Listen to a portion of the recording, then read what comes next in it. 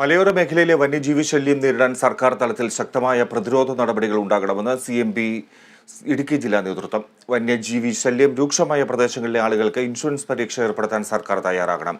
മരിച്ചവരുടെ ബന്ധുക്കൾക്ക് 1 കോടി രൂപയും പരിക്കേൽക്കുന്നവർക്ക് 50 ലക്ഷവും നഷ്ടപരിഹാരം നൽകണമെന്നും CMP ജില്ലാ നേതൃത്വം ആവശ്യപ്പെട്ടു. മലയോര മേഖലയിലെ വന്യജീവി ശല്യം നേരിടാൻ സർക്കാർ തലത്തിൽ ശക്തമായ പ്രതിരോധ നടപടികൾ ഉണ്ടാകണമെന്ന ആവശ്യവുമായി CMP ഇടുക്കി ജില്ലാ നേതൃത്വം രംഗത്ത്. വന്യജീവി ശല്യം രൂക്ഷമായ പ്രദേശങ്ങളിലെ ആളുകൾക്ക് ഇൻഷുറൻസ് പരിരക്ഷ ഏർപ്പെടുത്താൻ സർക്കാർ തയ്യാറാകണമെന്ന് CMP ജില്ലാ സെക്രട്ടറി KA കുര്യൻ ആവശ്യപ്പെട്ടു. മരിച്ചവരുടെ ബന്ധുക്കൾക്ക് 1 കോടി രൂപയും പരിക്കേൽക്കുന്നവർക്ക് 50 ലക്ഷം രൂപയും നഷ്ടപരിഹാരം നൽകാൻ സർക്കാർ ഇടപെടലുണ്ടാകണം. അല്ലാത്തപക്ഷം കോടതിയെ സമീപിക്കും. വന്യമൃഗാക്രമണങ്ങളിൽപ്പെട്ടവരുടെ കുടുംബങ്ങൾക്ക് പാർട്ടി ജില്ലാ കമ്മിറ്റി 10,000 രൂപ വീതം നഷ്ടപരിഹാരം നൽകുമെന്നും ജില്ലാ നേതൃത്വം വ്യക്തമാക്കി. മരണപ്പെടുന്ന ആളുകൾക്ക് 1 കോടി രൂപയും പരിക്കേൽക്കുന്ന ആളുകൾക്ക് 50 ലക്ഷം രൂപയും നൽകണമെന്നാണ് ഞങ്ങൾ ഉന്നയിക്കുന്ന ആവശ്യം.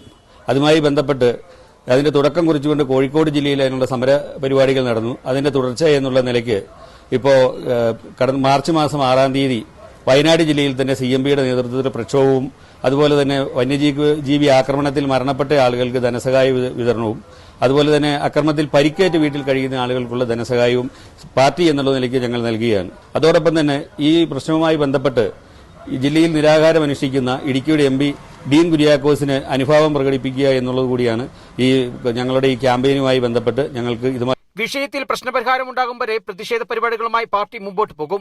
മാർച്ച് 6-ന് വയനാട്ടിലും 13-ന് മൂന്നാറിലും CMP പ്രതിഷേധ സമരം നടത്തും. കോഴിക്കോട് സമരത്തിന് തുടക്കം കുറിച്ചിട്ടുണ്ടെന്നും CMP ജില്ലാ secretary KA Kurian, L Rajan, Aneesh Chenakkara, PB Shamsuddeen, Baker Joseph, Biju Vishwanathan തുടങ്ങിയവർ മൂന്നാറിൽ ചേർന്ന വാർത്താസമ്മേളനത്തിൽ അറിയിച്ചു. Kerala Vision News, Idukki.